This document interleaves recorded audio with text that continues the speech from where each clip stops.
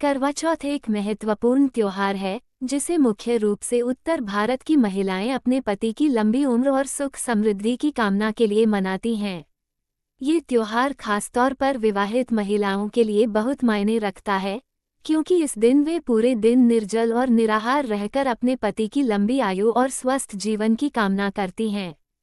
इस दिन का धार्मिक और सामाजिक महत्व बहुत बड़ा है और इसके पीछे एक पुरानी किंवदंती जुड़ी है, जिसे करवा चौथ की कथा के रूप में जाना जाता है।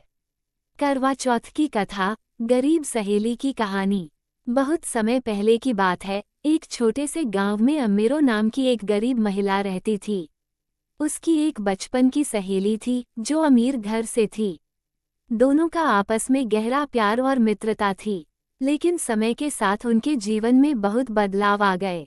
अमीर सहेली का विवाह एक रईस परिवार में हुआ, जबकि अम्मेरो का विवाह एक गरीब किसान से हो गया।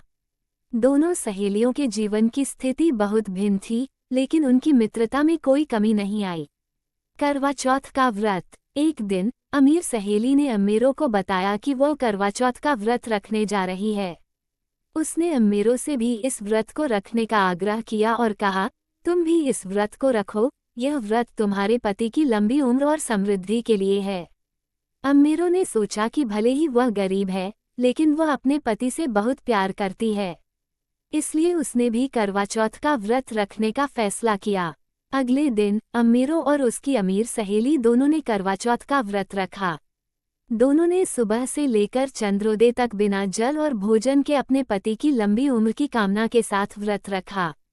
शाम को जब चंद्रमा निकलने का समय हुआ तो अमीर सहेली ने सभी रस्मों को पूरी धूमधाम से निभाया। उसके घर में ढेर सारे पकवान बनाए गए थे और उसकी सास ने उसकी पूजा में सहायता की। अमीर और गरीब का अंतर। दूसरी ओर अम्मेरो के पास पूजा सामग्री भी जुटाने के लिए कोई साधन नहीं थे। उसने अपने घर में जो भी साधारण सामग्री थी उसी से भगवान की पूजा की।